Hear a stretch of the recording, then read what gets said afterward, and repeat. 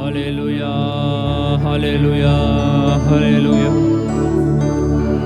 ஸ்தோத்தரிக்கிறோம், ஸ்தோத்தரிக்கிறோம். சத்தங்கள் எல்லாம் உயர்த்தி, நம் சத்தங்கள் எல்லாம், குரல்கள் எல்லாம் உயர்த்தி, ஆண்டவரே உம்முடைய நாமத்தை போற்ற வந்திருக்கிறோம். நீர் இந்த இடத்திலே வந்து வாசம் செய்து கொண்டிருக்கிறபடினால் உம்முடைய நாமத்தை நாங்கள் போற்றுகிறோம். ஹல்லேலூயா, ஹல்லேலூயா, ஹல்லேலூயா. ஸ்தோத்திரம், ஸ்தோத்திரம், ஸ்தோத்திரம். ஆமென், ஆமென், ஆமென், ஆமென். ஹல்லேலூயா.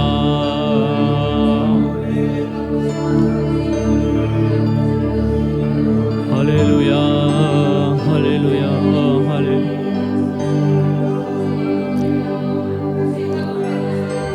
ஸ்தோத்திரம், ஸ்தோத்திரம்.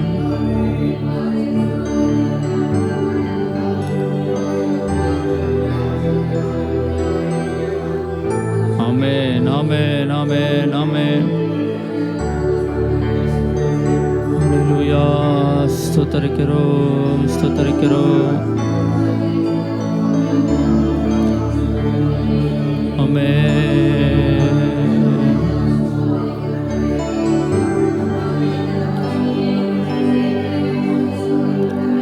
நாம் இருக்கையிலிருந்து எழுந்திருந்து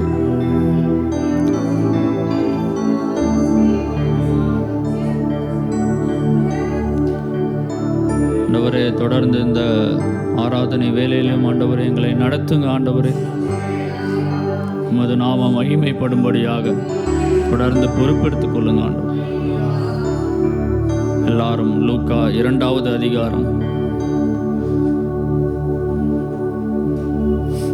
10வது வசனத்தை எல்லாரும் சேர்ந்து நாம் வாசிப்போம். லூக்கா 2ஆம் அதிகாரம் 10வது வசனத்தை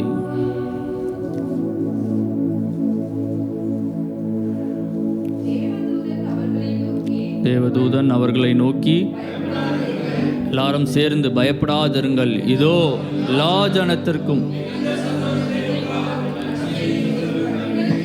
அல்லேலூயா, எல்லா ஜனத்துக்கும் மிகுந்த சந்தோஷத்தை உண்டாக்கும் நற்செய்தியை அவர் நமக்கு தொடர்ந்து வாசிப்போம்.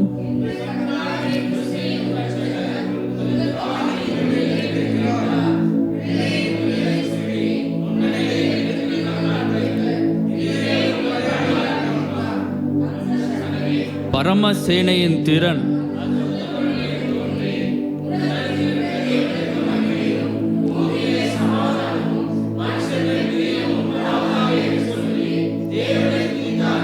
அந்த க்ஷணமே என்ன ஆகுதான், பரமசேனையின் திரள் அந்த தூதனுடனே தோன்றி, ஒரு தூதன் தான் வந்து சொல்றாரு, நற்செய்தி உங்களுக்கு அறிவிக்கிறேன் என்று சொல்லி பிள்ளையை பற்றி சொல்கிறார். அந்த க்ஷணமே பரமசேனையின் திரள் தூதனோடு தோன்றி தேவனுக்கு மகிமையும், சத்தத்தை உயர்த்தி இந்த வசனத்தை வாசிக்கும், உன்னதத்தில் இருக்கிற தேவனுக்கு மகிமையும், பூமியில் சமாதானம், மனுஷர் மேல் பிரியமும் உண்டாவதாக தேவனை அல்லேலூயா. எல்லாரும் சேர்ந்து தேவனை துதித்தார்கள் என்று வசனம் சொல்லுகிறது. நாமும் இந்த கால வேளையிலே அந்த நற்செய்தி நமக்கு அறிவிக்கப்பட்டிருக்கிறது. எத்தனை பேர் விசுவாசிக்கிறீங்க? அல்லேலூயா. அந்த கர்த்தரை நாம் போற்றி பாடுவோம், உயர்த்துவோம்.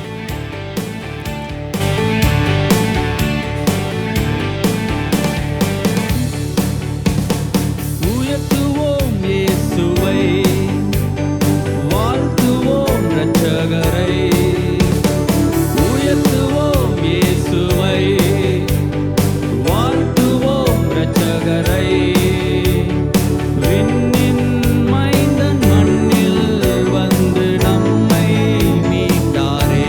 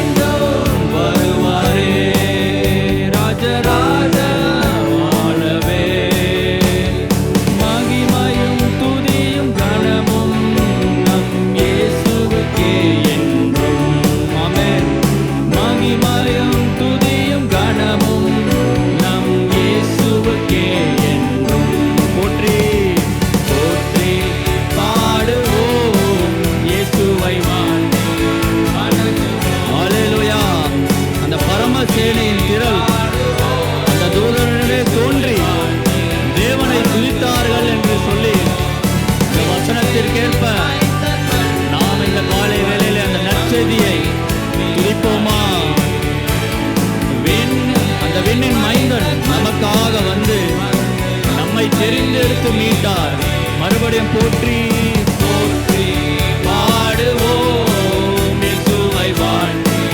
அந்த நாமம் வாழ்த்துதற்குரிய ஒரு நாமம், அந்த நாமம் போற்றுதலுக்குரிய நாமம். எத்தனை பேர் விசுவாசிக்கிறீங்க? ஹல்லேலூயா.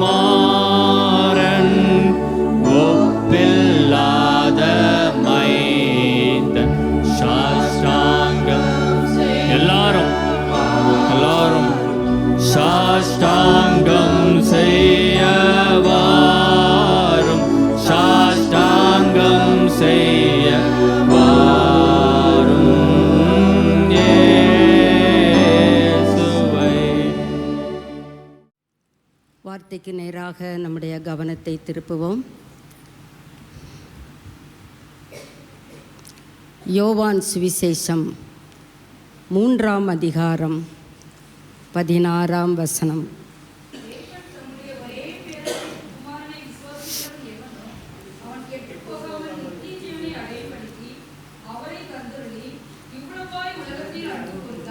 இவ்வளவாய் உலகத்தில், உலகம் என்பது குடிமக்களாகிய நம் ஒவ்வொருவரையும் குறிக்கிறது. நம்மிடத்தில் இவ்வளவாய் அன்பு கூர்ந்தார். இந்த அன்பை யோவான் சீடன் தன்னுடைய நிருபத்திலே 1 யோவான் 4ஆம் அதிகாரம் 9வது வசனத்திலே இவ்விதமாக நமக்கு கூறுகிறதை வாசித்து அறிய முடிகிறது. 1 யோவான் 4:9. தம்முடைய ஒரே பேரான குமாரனாலே எதற்கு உலகத்திலே அனுப்பி வைத்தார்? தம்முடைய பிள்ளையை நாம் பிழைக்கும்படிக்கு. தேவன் அவரை இவ்வுலகத்திலே அனுப்பினதினால் தேவன் நம்மேல் வைத்த அன்பு வெளிப்பட்டது. அடுத்த வார்த்தை வாசிப்போம். நாம் தேவனிடத்தில் அன்பு கூர்ந்ததினால் அல்ல, அவர் நம்மிடத்தில் அன்பு கூர்ந்து நம்முடைய பாவங்களை நிவிர்த்தி செய்கிற கிருபாதார பலியாக தம்முடைய குமாரனை அனுப்பினதினாலே. பிதாவினுடைய அன்பை இயேசு வெளிப்படுத்தும்படியாக தான் அவதரித்திருக்கிறார். The purposes of Jesus Christ birth. இயேசு கிறிஸ்துவினுடைய பிறப்பின் நோக்கங்களை நாம் வேதத்தின் வாயிலாக அறிந்து கொள்ளுவது நம்முடைய ஆவிக்குரிய வளர்ச்சிக்கு மட்டுமல்ல, இவ்வுலகத்தில் நாம் அனுபவிக்கிற சகல சௌபாக்கியங்களுக்கும் நன்மைகளுக்கும் அது உதவிகரமாயிருக்கும். இயேசுவின் பிறப்பின் நோக்கம் பிதாவின் அன்பை இவ்வுலகத்திலே காண்பிக்கும்படியாக. நாம் பழைய ஏற்பாட்டிலே வாசிக்கும் பொழுதெல்லாம் பிதாவை கோபத்தின் தேவனாக தான் பார்க்க முடிகிறது. கண்ணுக்கு கண், பல்லுக்கு பல், குற்றம் செய்தால் உடனடியாக தண்டனை, அப்படியாக நாம் வாசித்து கேள்விப்பட்டு அறிந்து வருகிறதுனாலே பிதாவை நம்முடைய மனக்கண்களிலே எப்படி நிறுத்துகிறோம்? அவர் சட்டென்று கோபித்து கொள்ளுவார், கோபப்படுவார். உலக பிரகாரமாக சொல்லுவாங்க, கோபம் இருக்கிற இடத்திலே தான் குணம் இருக்கும். அவர் ஏன் கோபிக்கிறார்? அந்த கருத்தை மனுமக்களாகிய நாம் எடுத்துக்கொள்ளாமல் அவருடைய அன்பை புரிந்து கொள்ள தவறி விடுகிறோம். பிதாவாகிய தேவன் இங்கே என்ன செய்கிறார்? தம்முடைய நேசகுமாரனை, சொந்த குமாரனை உலகத்திலே அனுப்புகிறார். எதற்கு? நாம் பிழைக்கும்படிக்கு. எதற்கு? நமக்காக கிருபை ஆதாரம் நிறைந்த பலியாக இயேசு கிறிஸ்துவை அனுப்பினதினாலே பிதாவின் அன்பு உண்டாயிருக்கிறது. இந்த யோவான் பிதாவின் அன்பை இயேசுவின் மார்பிலே சாய்ந்து கொண்டவனாய் நன்கு அறிந்திருக்கிறதுனாலே சபைக்கு பிதாவின் அன்பை வெளிப்படுத்துகிறான். இயேசு ஏன் பிறந்தார்? பிதாவின் அன்பை வெளிப்படுத்தும்படியாக தான் இவ்வுலகத்திலே அவதரித்தார். இன்னுமாக நாம் வாசிக்கலாம். லூக்கா 19:10 வாசிக்கிறோம். இழந்து போனதை தேடவும் ரட்சிக்கவுமே மனுஷகுமாரன் வந்து இருக்கிறார். பிறந்தார் என்று பாடுகிறோம். அப்படியானால் வந்தார் என்று தானே சொல்லப்பட வேண்டும். வந்து இருக்கிறார், இருக்கிறேன் என்பவர். எதற்காக இந்த உலகத்திலே அவர் பிறக்க வேண்டும்? சில நேரங்களிலே நாம் நம்முடைய பிறப்பை குறித்து மனத்தாங்கல் அடைகிறோம். நான் ஏன் தான் பிறந்தேனோ தெரியலை, நான் ஏன் தான் இவங்களுக்கு பிள்ளையா பிறந்தேனோ தெரியலை என்று சொல்லியே வாழ்க்கையிலே பல சூழ்நிலைகளை கடந்து வந்து கொண்டிருக்கிறோம்.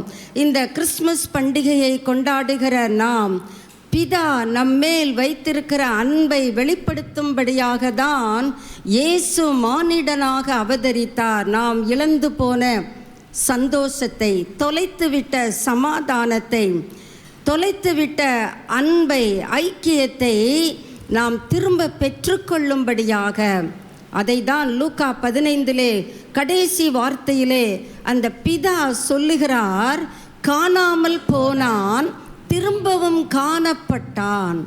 நாமும் நம்முடைய வாழ்க்கையிலே அவ்வப்பொழுது காணாமல் போய்விடுகிறோம். தேவனுடைய பிரசன்னத்திலே காணாமல் போய்விடுகிற நம்மை ரட்சிக்கும்படியாக தான் இயேசு கிறிஸ்து இந்த உலகத்திலே அவதரித்திருக்கிறார். 1 யோவான் 3 8வது வசனத்திலே நாம் வாசித்து பார்க்கும் பொழுது இயேசு கிறிஸ்து பிறந்த அடுத்த நோக்கத்தை நாம் அறிய முடிகிறது. பாவம் செய்கிறவன் பிசாசினால் உண்டாயிருக்கிறான், ஏனெனில் பிசாசானவன் ஆதி முதல் பாவம் செய்கிறான். பிசாசினுடைய கிரியைகளை அழிக்கும்படிக்கே தேவகுமாரன் எதற்கென்று அவதரித்தார்? நாம் நினைக்கிறோம் நம்ம ஏன் பிறந்தோன்னு தெரியல. ஆனால் தேவகுமாரன் தம்முடைய பிறப்பின் நோக்கத்தை முற்றுமுடிய அறிந்தவராக தான் இவ்வுலகத்திலே அவதரித்தார். எதற்கு அவதரித்தார்? பிசாசினுடைய கிரியைகளை அழிக்கும்படிக்கே, அழிக்கும்படிக்கு இல்லை, அழிக்கும்படிக்கு மாத்திரம்தான் இயேசு இவ்வுலகத்திலே மானிடனாக அவதரித்தார். அவருக்கு அல்லேலியா என்று சொல்லி அவரை மகிமைப்படுத்தலாமே. பிசாசை எதிர்க்கிறதற்கு உங்களுக்கும் எனக்கும் திராணி பத்தாது என்று இயேசுவுக்கு நன்கு தெரியும். ஆதலால் அவர் தம்மை தாமே தாழ்த்தி மரண பரியந்தமும் கீழ்ப்படிந்தவராகி, ஏன் பிசாசினுடைய செயல்பாடுகளை, நமக்கு எதிராக நாம் பிதாவோடு கொண்டிருக்கிற ஐக்கியத்தை துண்டித்து விட வேண்டும் என்பதுதான் பிசாசினுடைய நோக்கம். அந்த நோக்கத்திற்கு ஏதுவான கிரியைகளை இயேசு அழிக்கும்படியாக தான் இவ்வுலகத்திலே அவதரித்திருக்கிறார். அந்த அவதரிப்பை, அந்த பிறப்பை நாம் கொண்டாடுகிறோம். என்னவென்று புரியாமலேயே அனுசரித்து வந்து கொண்டிருக்கிறோம். இந்த காலை வேளையிலே என்னை கேட்டுக்கொண்டிருக்கிற அருமையான சகோதரா சகோதரி, பிசாசினுடைய கிரியைகளை அழிக்கும்படிக்குத்தான் இயேசு இவ்வுலகத்திலே அவதரித்தார். என்ன மாபெரும் நோக்கம்! அந்த நோக்கத்தை நாமும் நம்முடைய பிறந்த நாட்களை கொண்டாடி கொண்டிருக்கிறோம். ஒவ்வொரு பிறந்த தினத்திலேயும் நாம் இந்த விதமாக இயேசுவினுடைய நோக்கம் என்னுடையதாயிருக்கட்டும், எனக்கு எதிராக எழும்புகிற பிசாசினுடைய கிரியைகளை நானும் இயேசு கிறிஸ்துவின் நாமத்தினாலே நான் முற்றுமுடிய அழிக்க வேண்டும். அதற்காக தான் இயேசு என்னை இந்த உலகத்திலே பிறக்க வைத்திருக்கிறார். அந்த நோக்கத்தை இந்த காலை வேளையிலே நாம் அறிந்து கொள்ளுவோமே. வேதம் இப்படியாக இயேசு கிறிஸ்துவினுடைய பிறப்பின் நோக்கத்தை நமக்கு கூறுகிறது. இயேசுவே தம்முடைய திருவாய் மலர்ந்து தான் பிறந்த நோக்கத்தை அங்கே ஒரு அதிபதி முன்பாக முன்வைக்கிறதை வேதத்திலே வாசிக்க முடியும். யோவான் சுவிசேஷம் 18:37. யோவான் 18:37. அப்பொழுது பிலாத்து அவரை நோக்கி, அப்படியானால் நீ ராஜாவோ என்றான். இந்த பிலாத்துவுக்கு ரொம்ப எண்ணம், என்னை இல்லாமல் வேற யார் ராஜாவாக இருக்க முடியும்? இந்த யூதர்கள் எல்லாம் என்னுடைய கட்டுக்குள் இருக்க வேண்டும், நான் தான் அவர்களை ஆளுகை செய்ய வேண்டும், என்னுடைய ஆதிக்கத்தின் கீழாக தான் அவர்கள் வாழ்க்கையை கொண்டு செல்ல வேண்டும். அந்த ஒரு அகங்காரத்திலே இயேசுவை பார்த்து கேட்கிறான், நீ ராஜாவோ என்றான். ராஜாவான்னு கேட்டா ஆமாம், தெரியாமல் கேட்குறான்னு தெரிஞ்சுக்கலாம். இவனுடைய அகங்காரத்தை பாருங்க. ராஜாவோ, இவர் என்னத்தை ராஜாவாக இருக்க முடியும்? வெரி புவர், ஒரு ஏழை தச்சனுடைய குமாரன். இவருக்கு ஹெல்ப்பு கிடையாது, யாருடைய உதவியும் கிடையாது. இவர் நிறைய பேருக்கு உதவி செய்தார். ஆனால் இவர்கிட்ட உதவி வாங்கினவங்கெல்லாம் இப்போ இவரை கைவிட்டு விட்டார்கள். இவருக்கு இப்போ நண்பர்களும் கிடையாது. ஏதோ 12 பேர் நண்பர்கள்னு சொல்லிக்கிட்டு ஜாலியாக சுற்றிக்கிட்டு திரிஞ்சார். இப்போ எங்கே போனாங்க அந்த 12 பேரும்? ஆதரவற்ற நிலைமையிலே இருக்கிற இவர் ராஜாவா இருக்க போகிறார். நீ ராஜாவோ என்றான். அதற்கு இயேசு பிரதியுத்தரமாக, அழகாக யூதா கோத்திரத்து சிங்கம் எப்படியாக பதில் உரைக்கிறது பாருங்கள்.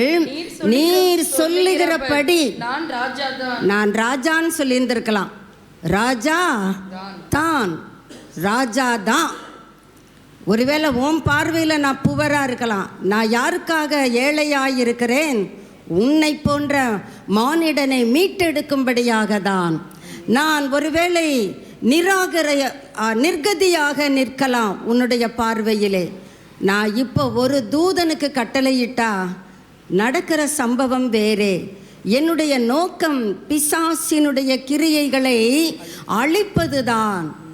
ஆக உன் பார்வையிலே நான் நிற்பது நீ பார்க்காத. நான் உண்மையாவே யார்தான்? ராஜாதான். இப்போதான் சொல்றாரு, தன்னுடைய பிறப்பின் நோக்கத்தை அங்கே சொல்லுகிறதை பார்க்க முடியும். சத்தியத்தை குறித்து சாட்சி கொடுக்க நான் பிறந்தேன். சத்தியத்தை குறித்து சாட்சி கொடுக்க நான் பிறந்திருக்கிறேன்பா. சத்தியம்தான் எனக்கு முக்கியம். ஒருவேளை உன் பார்வையில் நான் ஏழையாய் தோன்றலாம். உன் பார்வையிலே நான் நிராதரவாக காணப்படலாம். உன் பார்வையிலே நான் ஏதும் இல்லாதவராய் காணப்படலாம். ஆனால் சத்தியத்திற்காக எதையும் நான் இழக்க ஆயத்தம். எனக்கு தேவை சத்தியபரர் தான். சத்தியத்தை குறித்து சாட்சி கொடுக்க நான் பிறந்தேன். நாம் சாட்சி எப்படி இடுகிறோம்? நம்முடைய சாட்சியும் இயேசுவினுடைய சாட்சியும் எப்படி இருக்கிறது? கிறிஸ்மஸ் பண்டிகையை கொண்டாடுகிற சபையே, இந்த காலை வேளையிலே நம்முடைய பிறந்த நோக்கம் என்ன என்பதை இயேசுவினுடைய பிறப்பிலிருந்து நாம் அறிந்து கொள்ள முடியுமே. சத்தியத்தை குறித்து சாட்சி கொடுக்க நான் பிறந்தேன். இதற்காகவே இதுதான்ப்பா என்னுடைய நோக்கம். இதற்காகவே இந்த உலகத்தில் வந்தேன் என்றால் பிறந்தேன். சத்தியவான் எவனும் என் சத்தம் கேட்கிறான். நீ சத்தியத்துக்கு சாட்சி கொடுக்கணும்னு நினைக்கிறியா? நீ கண்டிப்பா என் சத்தத்தை கேட்க முடியும். இந்த காலை வேளையிலே நம்மிலே எத்தனை பேர் அந்த சத்தியத்திற்கு நாம் சாட்சிகளாய் வாழ நம்மை அர்ப்பணிக்கிறோம்? கர்த்தருக்கு நம்மை தெரியப்படுத்துவோம். ஆண்டவரே, நீர் பிறந்த நோக்கத்தை நான் இன்று உம்முடைய வாயின் வழியாக நான் அறிந்து கொண்டேன். நானும் சத்தியத்திற்காக நின்று பிடிப்பேன். இன்று அநேக தேவ பிள்ளைகள் உலக நட்புக்காக கர்த்தரை இல்லை என்று மறுதலிக்கிற அவல நிலைமையை தேவ பிள்ளைகள் நடுவிலே பார்க்க முடிகிறது, கண்கூடாக பார்க்க முடிகிறது. காரணம், இவர்களுடைய நட்பை நான் இழந்து விடுவேனோ, இவர்களை விட இயேசு எனக்கு தேவையில்லை, இவர்கள் நட்புதான் இயேசுவினுடைய நட்பை விட எனக்கு மிகவும் முக்கியம். அப்படி நாம் இயேசுவை நிராகரிக்கிறோமா? அல்லது இயேசுவை போல நான் சத்தியத்திற்கு சாட்சி கொடுக்க, இதற்காகவே இந்த உலகத்திலே என்னை தேவன் அவதரித்திருக்கிறார், பிறக்க பண்ணியிருக்கிறார். நம்மிலே எத்தனை பேர் சொல்ல முடியும்? கர்த்தருக்கு நேராக நம்முடைய உள்ளத்தை திறந்து விடுவோம். இயேசுவினுடைய பிறப்பினுடைய முதல் நோக்கமே உங்களையும் என்னையும் பார்த்து ஃபியர் நாட், பயப்படாத பயப்படாத. இன்று உலகம் பயத்திற்குள்ளே தள்ளப்பட்டு கொண்டு வருகிறது. நம்ம ஏற்கனவே நாம் வேதத்திலே அநேக காரியங்களை அறிந்திருக்கிறோம். லூக்கா 1:13 அங்கே ஆசாரியன் தேவ சமூகத்திலே பணிவிடை செய்து கொண்டிருக்கிறான். தூதன் வந்து அங்கே அந்த ஆசாரியனுக்கு சொல்லுகிற வார்த்தை, அவன் ஆசாரியன்தான், கர்த்தருடைய மகத்துவங்களை அறிந்தவன் தான். ஆனால் தூதனை பார்த்தவுடனே அவனுக்குள்ளே ஒரு பயம் ஏற்படுகிறது. தூதன் தான் சொல்ல வந்த விஷயத்தை சொல்லுவதற்கு முன்பாக அவன் சொல்லுகிற முதல் காரியம், பயப்படாத, நீ பயப்படாதப்பா. ஏனென்றால் இயேசுவின் பிறப்பை யோவான் ஸ்நானகன் என்கிற முன்னோட்டமான ஒரு மனிதன் இந்த உலகத்திலே பிறக்க வேண்டும், அந்த செய்தியை அங்கே கூற நான் வந்திருக்கிறேன். இயேசு கரு தரிக்கப்பட்டிருக்கிறார். அங்கே மரியாளை தூதன் வாழ்த்த வருகிறான். எத்தனை பாக்கியம்! ஸ்திரீகளுக்குள்ளே நீ ஆசீர்வதிக்கப்பட்டவள். அப்பொழுதும் மரியாளுக்கு சொல்லப்படுகிற வார்த்தை லூக்கா 1:30 படித்து பார்த்தால், தேவதூதன் மரியாளை நோக்கி சொல்லுகிற முதல் வார்த்தையே பயப்படாத. இந்த காலை வேளையிலே நாம் ஒருவேளை பண்டிகையை அனுசரிக்கலாம், ஆனால் உள்ளத்திற்குள்ளே பயங்களோடு கூடிய ஐயோ அடுத்து என்ன நடக்கப் போகிறது, உலகத்தின் முடிவுக்குள்ளாக நம்ம வந்திருக்கிறோம், வருடத்தின் கடைசி பகுதியிலே வந்திருக்கிறோம், எதெல்லாம் நடக்க போகுதோ தெரியல, பயத்தோடு ஒருவேளை அமர்ந்திருக்கிறோமோ, உங்களுக்கும் எனக்கும் கர்த்தர் பரத்திலிருந்து சொல்லுகிற வார்த்தை பயப்படாதே. இயேசு பிறப்பதற்கு முன்பும் பயப்படாதே சொல்லுகிறார். கருவிலே உருவாகும் பொழுது பயப்படாதே சொல்லுகிறார். இயேசு பிறந்த பிறகும் உங்களுக்காக தாவீதின் ஊரிலே கிறிஸ்து என்னும் இரட்சகர் பிறந்திருக்கிறார். அப்பொழுது மேய்ப்பர்களுக்கு சொல்லப்பட்ட வார்த்தை வாசிக்கலாம். லூக்கா 2:10 தேவதூதன் அவர்களை நோக்கி பயப்படாதிருங்கள். Not only the singular person but also the plural people, clans. யாரில் தனி நபருக்கு மாத்திரமல்ல, ஒரு குழு, ஒரு சமுதாயம், ஒரு இனம், எப்படிப்பட்ட குழுவாய் இருந்தாலும் அவர்களுக்கும் பரலோகம் சொல்லுகிற வார்த்தை பயப்படாதிருங்கள். நீங்கள் பயப்படாதீங்க. இயேசு பிறக்கிறதற்கு முன்னும் பரலோகம் மனுக்குலத்திற்கு சொன்ன வார்த்தை பயப்படாதே. இயேசு கருவிலே உண்டான பொழுதும் பரலோகம் மனுக்குலத்திற்கு சொன்ன வார்த்தை பயப்படாதே. இயேசு பிறந்த பிறகும் மனுக்குலத்திற்கு சொல்லப்படுகிற வார்த்தை பயப்படாதே. தேவதூதன் உலகத்திற்கு சொல்லுகிற முதல் வார்த்தையே பயப்படாத.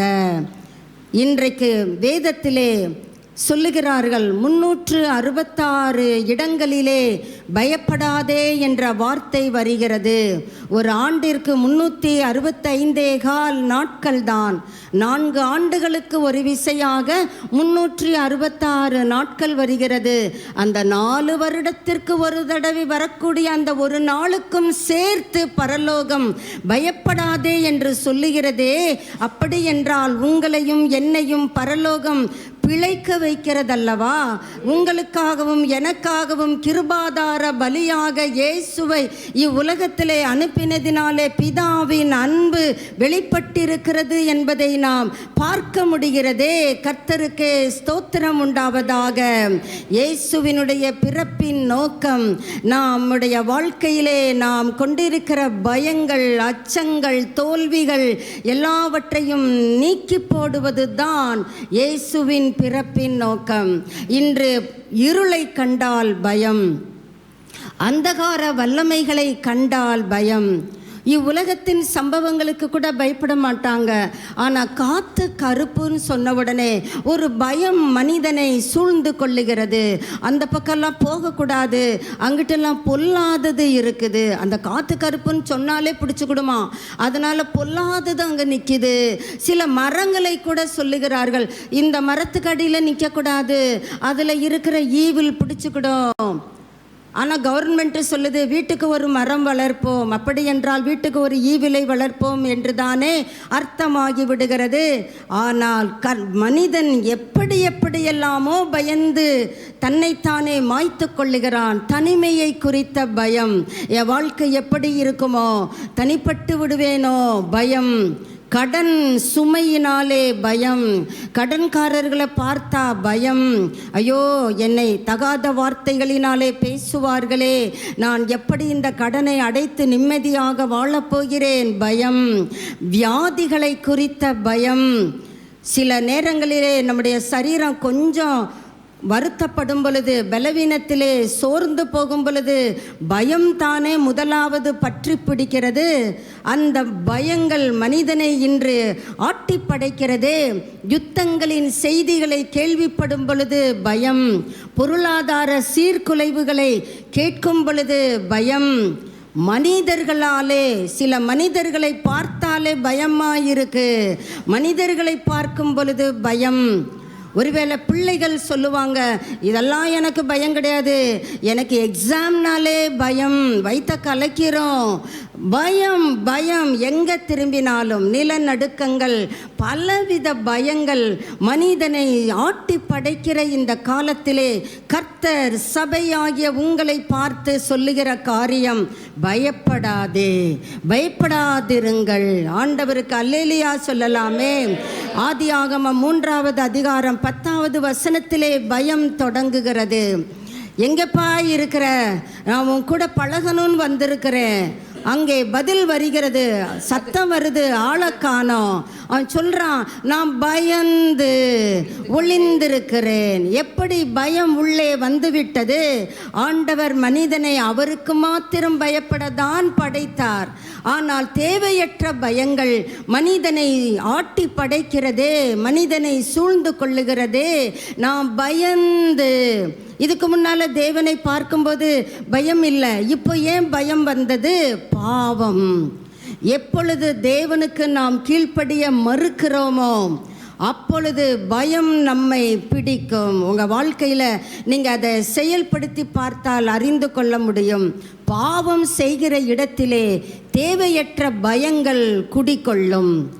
கர்த்தருக்கு பயப்படுகிற பயம்தான் உங்களையும் என்னையும் உயர்ந்த அடைக்கலத்திலே வைக்கும்.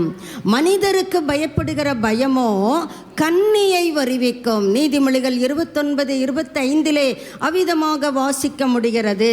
2 தீமோத்தேயு 1 அதிகாரம் 7ஆம் வசனத்திலே, தேவன் நமக்கு பயமுள்ள ஆவியை கொடுக்கவில்லை, பதிலாக பலத்தை, தைரியத்தை, தேவன் மீது வைத்திருக்கிற அன்பை, சோபர் மைண்ட், சவுண்ட் மைண்ட், தெளிந்த புத்தி, அதை தான் இளைய குமாரன் சம்பவத்திலே பார்க்கிறோம்.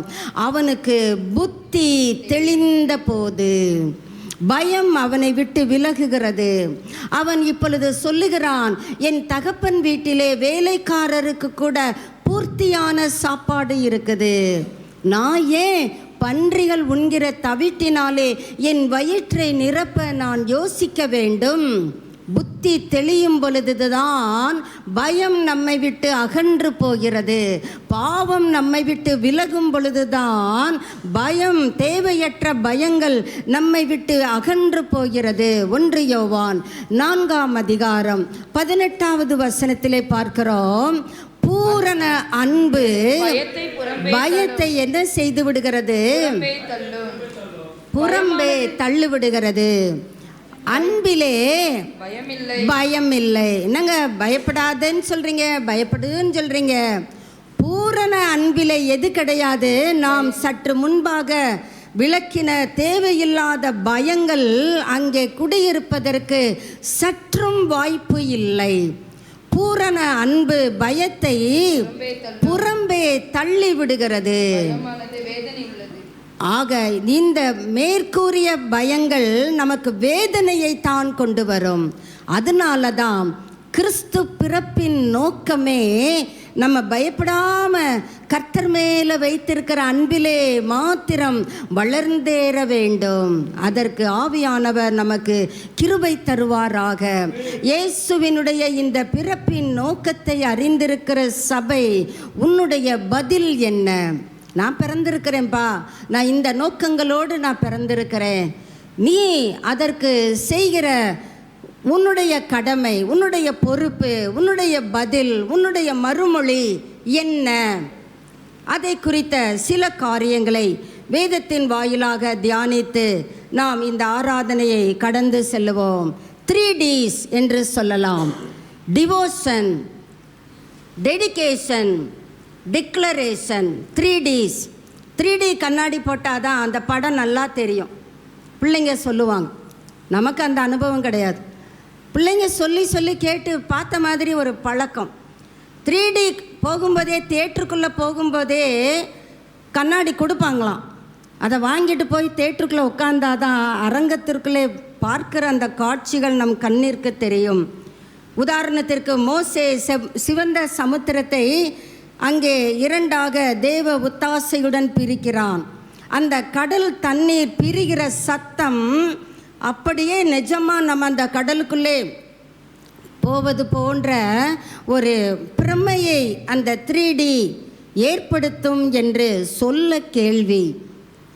இந்த 3Dயை இந்த காலை வேளையிலே நாமும் அணிந்து கொண்டால் கர்த்தருடைய பிறப்பின் நோக்கத்தை இன்று மட்டுமல்ல, நம்முடைய ஜீவியம் முழுவதிலும் ஆண்டவர் எனக்காக பிறந்திருக்கிறார், நான் அவருக்கு திரும்ப எதை கொடுத்து அவரை நான் சந்தோஷப்படுத்த போகிறேன், அவரை நான் எப்படி பிரியப்படுத்த போகிறேன், அவர் என்னை பிரியப்படுத்தும்படியாக எனக்கு விரோதமாக எழும்பின பிசாசின் கிரியைகளை அழிக்கும்படிக்கு வெளிப்பட்டார்.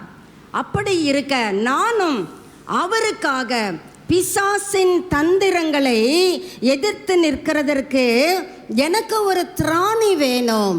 So I ought to do 3Ds. 3 காரியங்களை நம் நடுவிலே பரிசுத்த ஆவியானவர் வைக்கிறார். டிவோஷன் ஆராதனை. நம்மிலே அநேகருக்கு ஆராதனை என்பதன் அர்த்தம் புரியவில்லை, தெரியவில்லை, அங்கே ஆர்ப்பரிப்பு வரவில்லை. நாம் ஏதோ ஒரு சடங்காச்சாரமாக, ட்ரெடிஷ்னலாக, அப்படியே பாரம்பரியமாய் கடைப்பிடிக்கிற காரியங்களையே கடைப்பிடித்து கொண்டு வருகிறோம். உண்மையாகவே கிரிக்கெட் பார்க்குறவங்கள, ஒருவேளை நீங்களே கிரிக்கெட் பிரியர்னு வச்சுக்கோங்களேன், டிவியில் யாரோ ஒருத்தர் விளையாடுறாரு, நீங்கள் அந்த ஹாலில் உட்காந்துருக்கும் சும்மாவா உட்காந்துருக்கீங்க, எந்திரிச்சு உட்காடுறீங்க, டம்மு டம்முன்னு அடிக்கிறீங்க, உங்கள் கைகளை தட்டுறீங்க. யாருங்க உங்களை கை தட்ட சொன்னது? உங்களுக்குள்ளே ஒரு ஆர்ப்பாட்டம் வருகிறது. அவன் 6 போட்டுட்டா அவன் கம்முன்னு இருப்பான், அவன் தான் பரிசு வாங்கிட்டு போவான். ஏதோ இவர் பரிசு வாங்கின மாதிரி இவர் இங்கே சீன் காட்டுவார் பாருங்க, தாங்க முடியாது. இவர் பண்ணுற இந்த சீனை விட ஆராதனையிலே இவர் காண்பிக்கிற மந்தம் கர்த்தருக்கு எத்தனை வேதனையை கொண்டு வருகிறது. சற்று யோசித்து பார்ப்போம். யாரோ ஒருத்தர் எங்கேயோ விளையாடுறார், அவருக்கு உங்களை பற்றி தெரியவே தெரியாது, உங்கள் பேர், உங்கள் ஊர், உங்கள் சரித்திரம் ஒன்றும் தெரியாது. அவர் ஆடி ஒரு 6, அவர் ஒரு 2 ரன்னு தான் எடுக்கிறார். உடனே இங்கேருந்து நீங்கள் என்ன பண்ணுவீங்க? டை ஒழுங்கா போடுறான் நீங்கள் சொன்னால் அவர் கேட்டுருவாரா? யோசிக்கிறோமா? மறந்து விடுகிறோம். மறந்து அந்த விளையாட்டிலே நம்மை ஈடுபடுத்தி கொள்ளுகிறோம். நான் அதெல்லாம் செய்கிறது கிடையாது. செய்கிறவங்கள பார்க்கும்போது பரிதாபம்னு நினச்சிக்கிடுவேன். இதெல்லாம் பரிதாபம். இது ஆராதனைக்கு வந்தால் எப்படி சப்த நாடியும் ஒடுங்கி உட்காந்துருக்கு. யாரோ ஒருத்தர் அவர் கிஃப்ட் வாங்கி அள்ளிக்கிட்டு போகிறாரு, அரசாங்கம் அவரை தான் கனம் பண்ணுது. வாப்பா நான் விளையாடும்போது நீயும் என்னை இப்போ ஆர்ப்பரித்த, கம்பீரித்த, உன்னையும் நான் கனம் பண்ணுறேன்னு சொல்லி உங்களை கூப்பிட்டாங்களா? சான்ஸே இல்லைங்க. ஆனால் இயேசு கிறிஸ்து நாம் ரட்சிக்கப்படும்படிக்கு, நம்மை பிசாசின் கரங்களிலிருந்து மீட்டு கொள்ளும்படிக்கு அவர் மானிடனானாரே. நம்முடைய உள்ளம் உவகையினாலே கம்பீரிக்க வேண்டும் அல்லவா? ஆர்ப்பரிப்பின் சத்தம் எழும்ப வேண்டும் அல்லவா? அதுதான் ஆராதனை, அதுதான் டிவோஷன். வாசிக்கலாம். மத்தேயு 2ஆம் அதிகாரம் முதல் 2 வசனங்களை வாசிப்போம். 11வது வசனத்தையும் வாசிப்போம். ஏரோது ராஜாவின் நாட்களில் யூதேயாவில் உள்ள பெத்லகேமிலே இயேசு பிறந்த பொழுது கிழக்கிலிருந்து சாஸ்திரிகள் எருசலேமுக்கு வந்து, யூதருக்கு ராஜாவாக பிறந்திருக்கிறவர் எங்கே?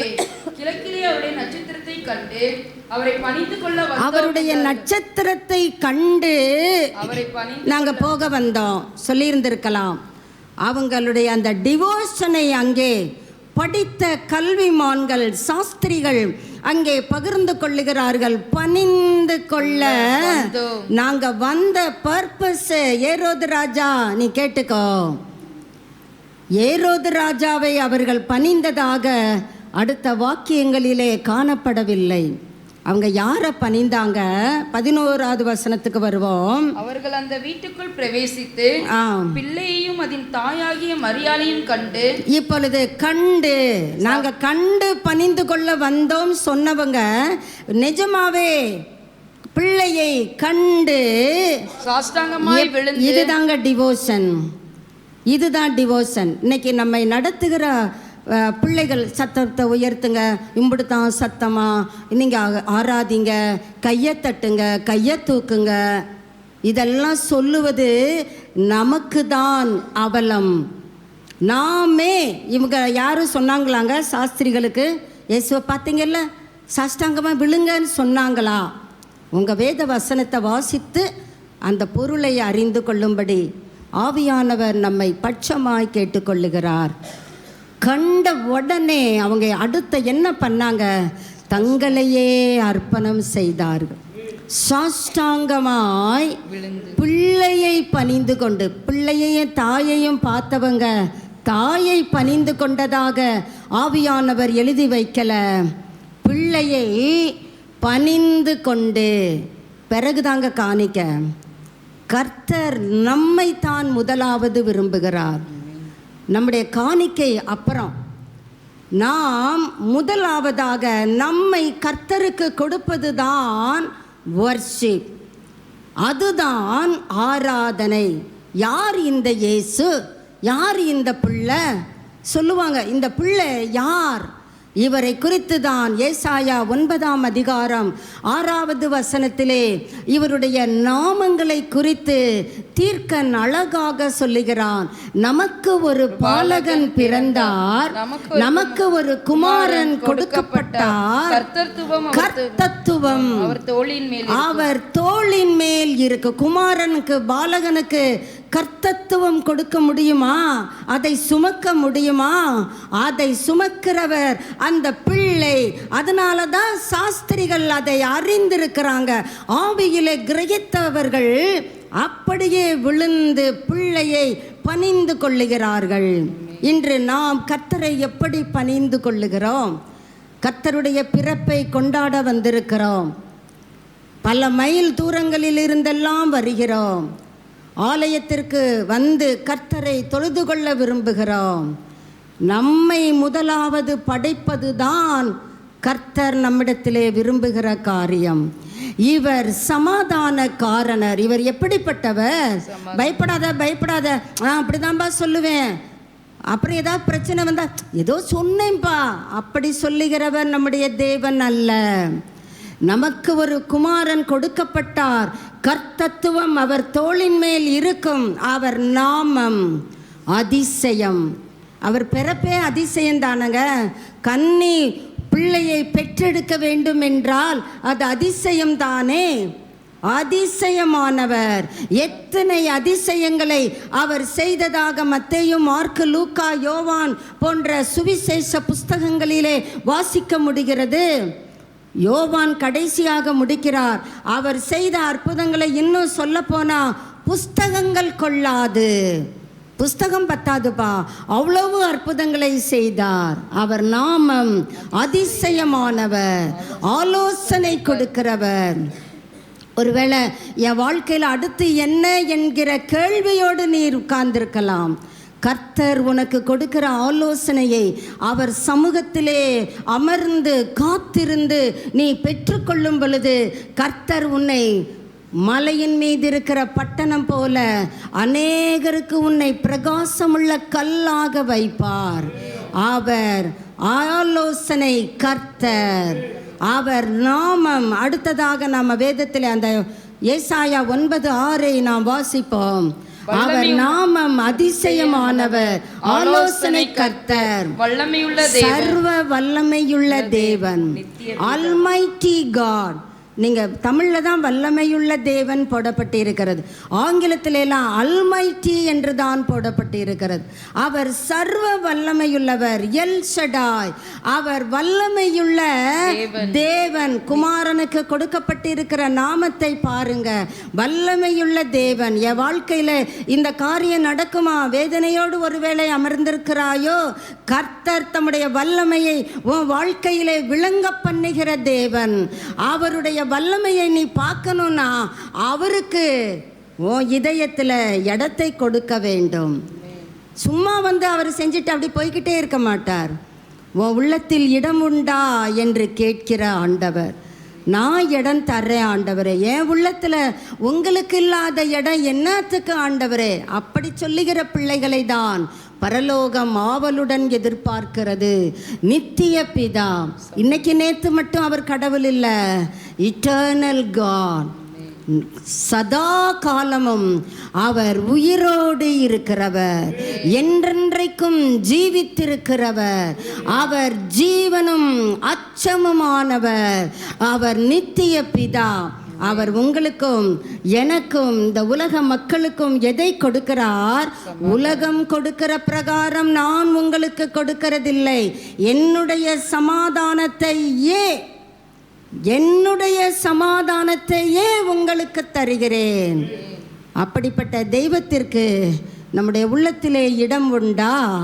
அப்படி இடம் கொடுப்பீர்களானால் தட் இஸ் டிவோஷன். அடுத்த டீக்குள்ளாக நாம் கடந்து செல்லுவோம். டெடிகேஷன், அர்ப்பணம்.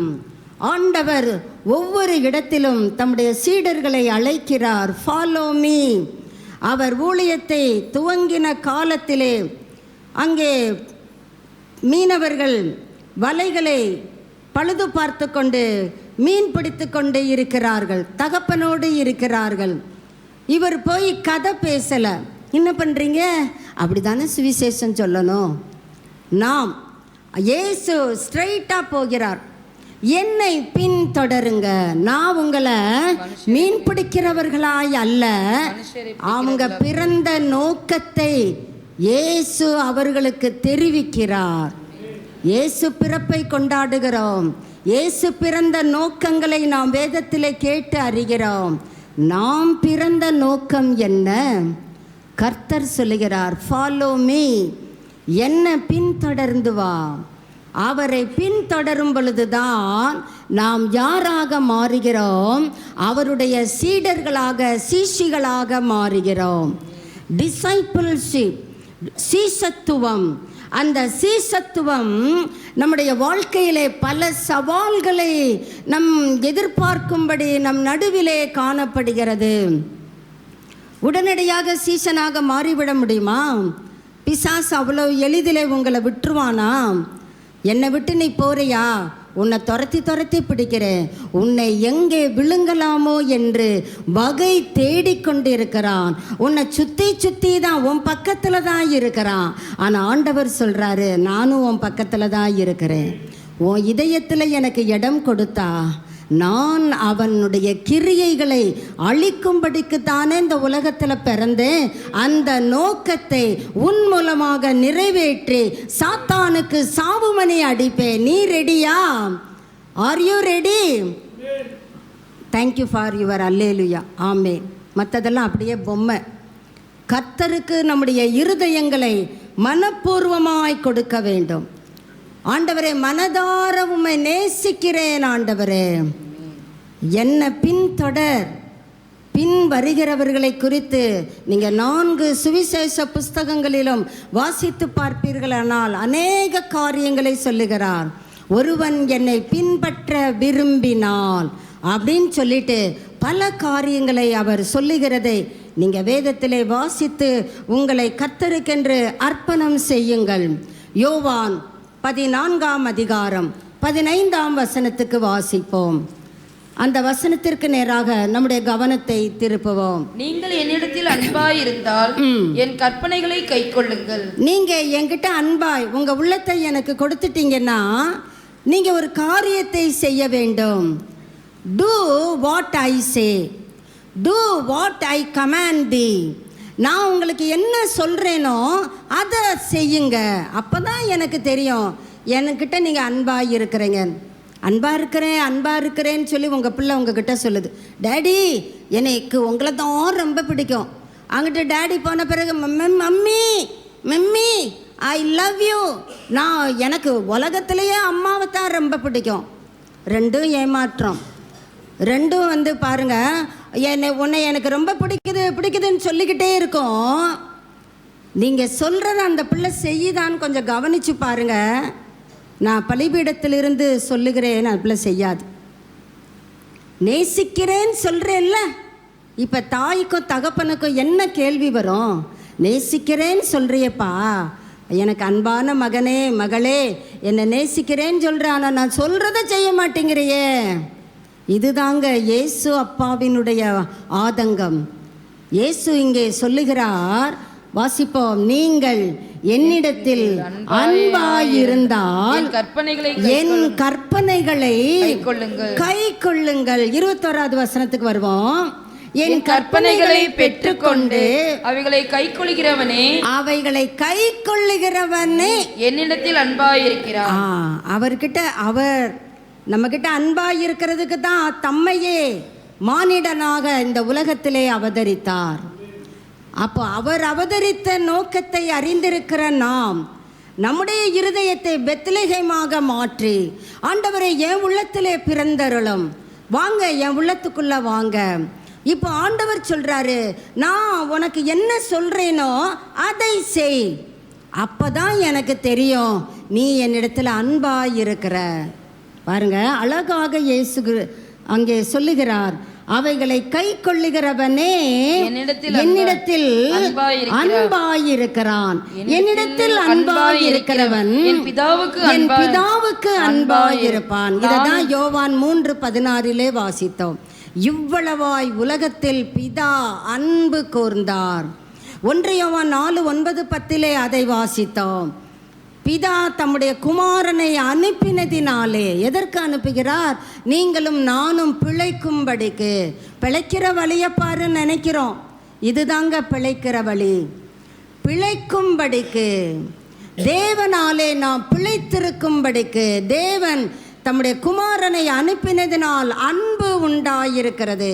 பிதா நான் உங்களை நேசிக்கிறேன்னு சொல்லிக்கிட்டே இருக்கலங்க. அங்கேயே ஆதாம் ஏவாள்கிட்டயே இயேசுவின் பிறப்பை அங்கே அறிவித்து விட்டார். ஸ்திரீயின் வித்து என்று சொல்லுகிறார். தம்முடைய குமாரனை அனுப்பினதினாலே அந்த பிதாவின் அன்பு உண்டாயிருக்கிறது. உங்கள் அன்பு எப்படி இருக்கிறது? நான் இயேசுவை நேசிக்கிறேன்னு சொல்லுகிறோம், ஆனால் உங்கள் அன்பு எப்படிப்பட்டதாக இருக்கிறது?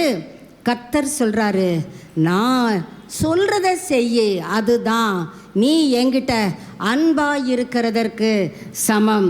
என் பிதாவுக்கு அன்பாய் இருப்பான், நானும் அவனில் அன்பாய் இருந்து என்னை அவனுக்கு வெளிப்படுத்துவேன். இப்ப 23க்கு வருவோம். இயேசு அவனுக்கு பிரதியுத்தரமாக, ஒருவன் என்னில் அன்பாய் இருந்தால், ஒருவள் என்னில் அன்பாய் இருந்தால் அவனின் வசனத்தை கைக்கொள்ளுவான். என்கிட்ட நீ அன்பாய் இருந்தேனா நான் சொல்ல வேண்டிய அவசியமே இல்லை. நீ கண்டிப்பா என் வசனத்தை என்ன பண்ணுவ? கை கொள்ளுவ. பரிசுத்தத்தை குறித்து கர்த்தர் நம்மோடு பேசுகிறார்.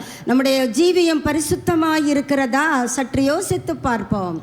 மாம்சீக சில சிற்றின்பங்களுக்காக இயேசுவுக்கு நாம் துரோகிகளாகத்தானே வாழ்ந்து கொண்டிருக்கிறோம். கர்த்தர் நம்முடைய கண்களுக்கு கலிக்கம் போடுவாராக. அங்கே சொல்லுகிறார், அவன் என் வசனத்தை கை கொள்ளுவான், அவனில் என் பிதா அன்பாயிருப்பார். பிதாவின் அன்பு எப்பொழுது உண்டாயிருக்கும்? இயேசு என்கிட்ட இருக்கிறாருன்னு சொல்லி பெருமை பேசுவதற்கோ மேன்மை பாராட்டுவதற்கோ அல்ல. இயேசு நமக்கு என்ன வார்த்தை கற்பனைகளை கொடுத்திருக்கிறாரோ, நியமங்களை கொடுத்திருக்கிறாரோ, அந்த கட்டளைகளை நாம் கடைபிடிக்கும் பொழுது பிதாவின் அன்பு, இயேசுவின் அன்பு, பரிசுத்த ஆவியானவரின் அன்பு நம்முடைய வாழ்க்கையிலே உண்டாயிருக்கும் என்பதிலே எள்ளளவும் சந்தேகம் இல்லை. கர்த்தர் எத்தனை நல்லவர். நமக்காக அவதரித்திருக்கிற அவருடைய பிறப்பை கொண்டாடுகிறோம். அவர் சொல்லுகிறபடி நம்முடைய ஜீவியம் காணப்படுகிறதா? மூன்றாவது டிக்குள்ளாக நாம் கடந்து செல்லுவோம். Declaration. First D devotion, second dedication, third declaration. ஆண்டவர் மத்தேயு 28:19-20 சொல்லுகிறார். என்ன சொல்லுகிறார்? வாசிக்கலாம். ஆகையால் நீங்கள் புறப்பட்டு போய் சகல ஜாதிகளின். அப்போ நம்ம புறப்படாம இருக்கிறோம் என்றுதானே பொருள். அந்த புறப்படுதல் எதை குறிக்கிறது? அவருக்கு நம்முடைய இருதயத்திலே இடம் கொடுத்து அவருடைய வார்த்தையை நம்முடைய வாழ்க்கையிலே கடைபிடிப்பதுதான் புறப்படுதல். புறப்பட்டு போய் புறப்பட்டுட்டா நம்மளால இருக்க முடியாது. சில பேர் சொல்லுவாங்க, கிளம்பிட்டா போயிடணும், சும்மா வீட்டுக்குள்ளே கிளம்புன்ற கிளம்பியாச்சு வா, அப்படிதானே வீட்டுக்குள்ளே குஸ்தி நடக்குது. புறப்பட்டு விட்டால் போக வேண்டும். எதற்கு போக வேண்டும்?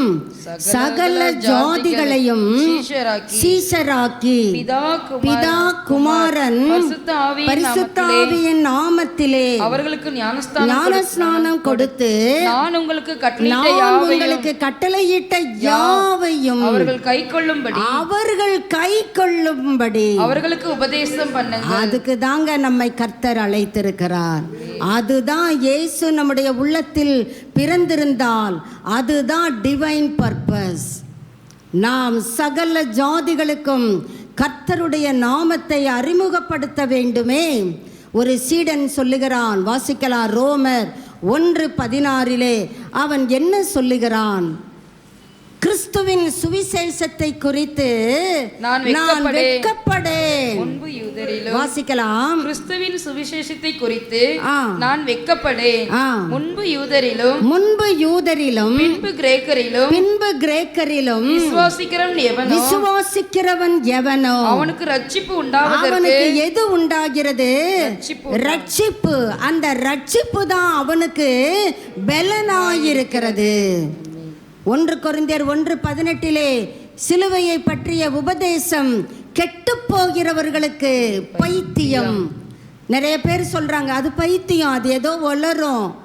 அப்ப நம்ம தெரிஞ்சுக்கிடலாம், கெட்டு போகிற பிள்ளைகள் வாயிலிருந்து தான் அந்த வார்த்தைகள் வரும். கெட்டு போகிறவங்களுக்கு அது பைத்தியமாயிருக்கும். ஆனா ரட்சிக்கப்படுகிற நமக்கோ தேவ பலன். நம்மள எத்தனை பேருக்கு தேவ பலன் வேணும்? வியாதிகள் வந்தாதான் பலத்தினுடைய வேல்யூ நமக்கு புரியும். ஒரு சின்ன மண்டவலி வரட்டும், 4 நாள் தொடர்ந்து தலைவலிக்கட்டும், உடனே ஆளாளுக்கு ஒன்று யோசிப்போம். தலைக்குள்ளே கேன்சராக இருக்குமோ, தலைக்குள்ளே மூளையில் ஏதாவது கட்டி வந்திருக்குமோ, ஓன்னு சொல்லியே பலவிதமான சந்தேகங்களை கிளப்புகிறோம். தேவ பலன் வாழ்க்கையிலே தங்கி இருக்குமேயானால் எப்பேற்பட்ட வியாதியை குறித்தும் நாம் பயப்பட வேண்டிய அவசியம் இல்லை. காரணம், கர்த்தருடைய வார்த்தை நம்முடைய உடலுக்கெல்லாம் ஆரோக்கியம். அது நமக்கு பலனை கொண்டு வருகிறது. ஆண்டவர் சும்மா போய் பேசுன்னு சொல்லலைங்க. ஊழியர்களை கவனித்து பாருங்க, தேவ பலனை நாம் அவர்களிடத்திலே பார்க்க முடியும். தேவ பலனை நீங்களும் நானும் இந்த காலை வேளையிலே பெற்றுக்கொள்ள வேண்டும் என்பதுதான் பரலோகத்தின் ஆசை. ஆண்டவரே, என்னை உம்முடைய சமூகத்திலே படைக்கிறேன். நானும் கிளம்பி போய் உம்முடைய பிறப்பின் நற்செய்தியை மற்றவர்களுக்கு பறைசாற்றுவேன். நான் உங்களுக்கு கட்டளையிட்ட யாவையும் அவர்கள் கை கொள்ளும்படி, அவங்க கேட்கும்படி இல்லை, அவர்கள் கை கொள்ளும்படி அவர்களுக்கு என்ன பண்ணுங்க? உபதேசம், டீச் பண்ணுங்க, அவங்க சொல்லுங்க, பறைசாற்றுங்கள். இப்போ மத்தேயு 2:11 வருவோம். தங்களை படைத்த சாஸ்திரிகள் தங்கள் பொக்கிஷங்களில் இருந்து பொன்னையும் தூப வர்க்கத்தையும் வெள்ளை போலத்தையும் அதற்குனா எதற்கு? பிள்ளைக்கு. அந்த பிள்ளைக்கு பேர் என்ன? இயேசு. அந்த பிள்ளைக்கு பேர் என்ன? ஏசாயா 9:6 அநேக நாமங்களை அங்கே பார்க்க முடிகிறது. அந்த பிள்ளைக்கு காணிக்கையாக வைத்தார்கள். நம்முடைய காணிக்கை கர்த்தர் விரும்புகிறார். ஆனால் அதற்கு முன்பதாக நம்மை கர்த்தர் விரும்புகிறார். ஆபேலையும் அவன் காணிக்கையையும் கர்த்தர் அங்கீகரித்தார். ஃபஸ்ட்டு ஆபேல், பிறகுதான் காணிக்கை.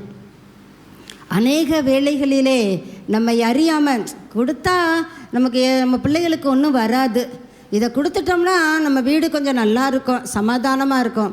இல்லைங்க, தப்பு கணக்கு போட்டு விடுகிறோம். உங்கள் உள்ளத்திலே இயேசுவுக்கு இடம் கொடுத்து பிறகு காணிக்கை செலுத்தி பாருங்கள். அதுக்கு பிறகு அந்த சாஸ்திரிகளுடைய வாழ்க்கை வரலாறு சொல்லுகிறது. அவர்கள் பிற்காலங்களிலே இயேசுவின் உயிர்த்தெழுதலுக்கு பிறகு அநேக சபைகளை நிறுவினார்களாம். அப்போஸ்தலர்கள் என்று நாம் ஒரு சிலரை தான் வேதாகமம் நமக்கு பெயரிட்டு பட்டியலிடுகிறது. இந்த சாஸ்திரிகளும் அப்போஸ்தல பட்டத்தை தரித்தவர்களாக கிழக்கத்திய தேசங்களிலே இயேசுவின் பிறப்பின் நற்செய்தியை பறைசாற்றினதாக சரித்திரம் கூறுகிறது. தலைகளை தாழ்த்துவோம். நாம் எதை பறைசாற்றப் போகிறோம்? நம்முடைய பயங்களையா, தோல்விகளையா, இல்லை கடவுளே இல்லைப்பா போங்கப்பா அப்படியா? எதை பறைசாற்ற இருக்கிறோம்? 3 days டிவோஷன், கர்த்தருக்கு ஆராதனை, டெடிகேஷன், கர்த்தருக்கு என்னை அர்ப்பணிக்கிறேன். ரோமர் 12:1 உங்கள் சரீரங்களை ஜீவ பலியாக ஒப்புக்கொடுக்க வேண்டும் என்று உங்களை வேண்டிக் கொள்ளுகிறேன். ஐ ஹம்பிளி beseech you, வேண்டிக் கொள்ளுகிறேன். இதுவே புத்தியுள்ள ஆராதனை. சிலுவையை பற்றிய உபதேசம் கெட்டுப்போகிறவங்களுக்குத்தான் பைத்தியம், ஆனால் ரட்சிக்கப்படுகிற நமக்கோ அது தேவ பலன். இந்த காலை வேளையிலே கிறிஸ்து பிறப்பின் பண்டிகையை கொண்டாடுகிற சபையே, நாம் தேவ பலத்தை பெற்றுக்கொண்டவர்களாக நம்முடைய வீடுகளுக்கு கடந்து செல்லுவோமே. Thank you Lord, thank you Jesus. இயேசு என் உள்ளத்தில் பிறந்தார், அந்த நிச்சயம் நமக்கு உண்டா? ஒருவேளை அந்த நிச்சயம் எனக்கு இல்லைன்னா ஆண்டவருக்கு இடம் கொடுப்போம். என் உள்ளத்தில் பிறங்கப்பா, பெத்லகேமாக என் இருதயத்தை எடுத்துக்கங்கப்பா. நீங்கள் என் உள்ளத்தில் பிறந்தா அது எத்தனை நன்மை. Thank you Lord, thank you Jesus. Jesus பாவ உலக மானிடர் மே பாசம் அடைந்தவரே,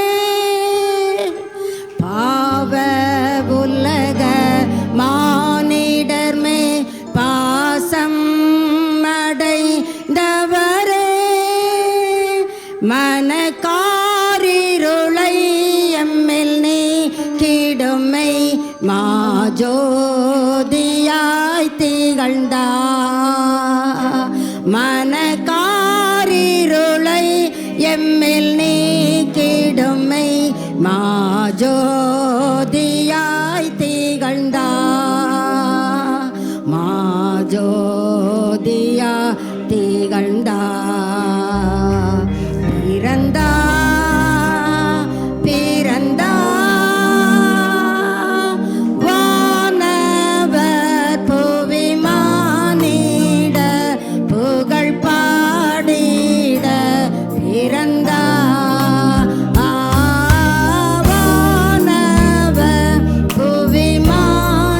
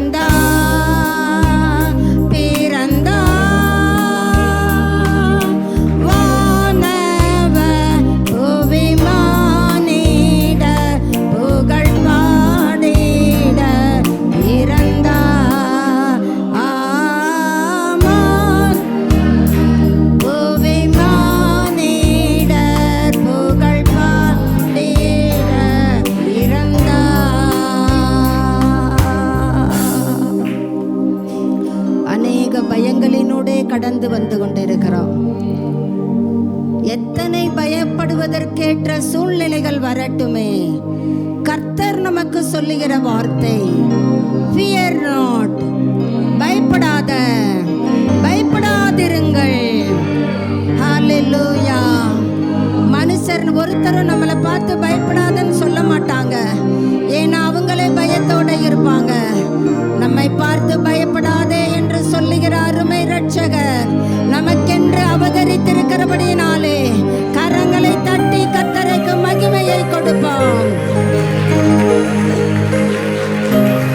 தேங்க்யூ லார்ட். ஆண்டவரே, என் உள்ளத்திலே பிறந்தருளும், என் உள்ளத்திலே அவதரியும் ஐயா.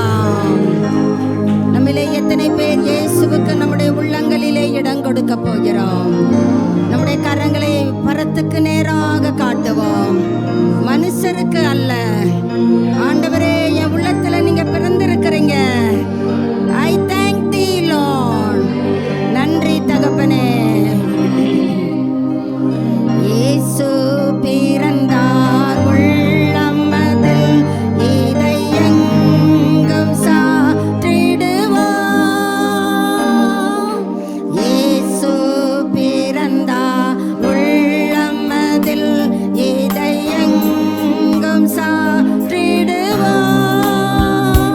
பூசிப்போம், கொடிப்போம், தேவராஜ்யம் அல்லம் பரநாவியில் மகிழ்வோம்.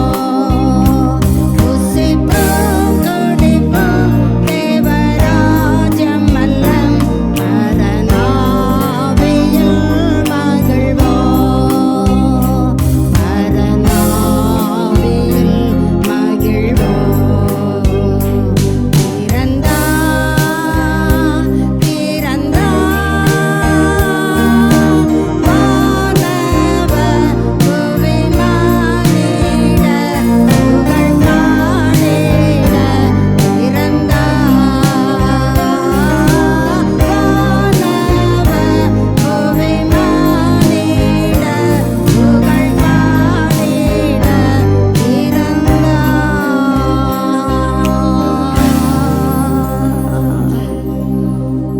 Thank you, Lord. இவ்வளவாய் உலகத்தில் அன்பு கூர்ந்த எங்கள் பிதாவே, நாங்கள் பிழைக்கும்படிக்கு தம்முடைய குமாரனை அனுப்பின பிதாவே, உம்மை ஸ்தோத்திரிக்கிறோம். எங்களுக்காக கிருபாதார பலியாக இயேசு அவதரித்தீரே, நன்றி செலுத்துகிறோம். ஆண்டவரே, சாஸ்திரிகளைப் போல நாங்களும் உமக்கு முன்பாக பணிந்து கொள்ளுகிறோம். எங்கள் இருதயங்கள் முழுவதிலும் உமக்கு மாத்திரம்தான், உமக்கு மாத்திரம் இடம் கொடுக்கிறோம். வந்து எங்கள் உள்ளத்திலே தங்குகிறோம். நீ ரெசிடென்டாக மட்டுமல்லப்பா, பிரசிடென்டாக எங்களோடு தங்குகிறோம். நன்றி தகப்பனே. ஆண்டவரை பார்த்து சொல்லுவோம், not only you are resident but you are president. எனக்கு நீர் பிரசிடென்ட். கர்த்தருக்கு நம்முடைய உள்ளத்தை கொடுப்போம். ஹalleluya, ஹalleluya. Thank you Lord. இந்த நாளிலிருந்து தகப்பனே, நீர் எங்களுக்கு ரெசிடென்டாகவும் பிரசிடென்டாகவும் இருக்கிறபடியினாலே உம்மை வாழ்த்தி உயர்த்துகிறோம். உம்முடைய நாமத்தை கொண்டாடுகிறோம்.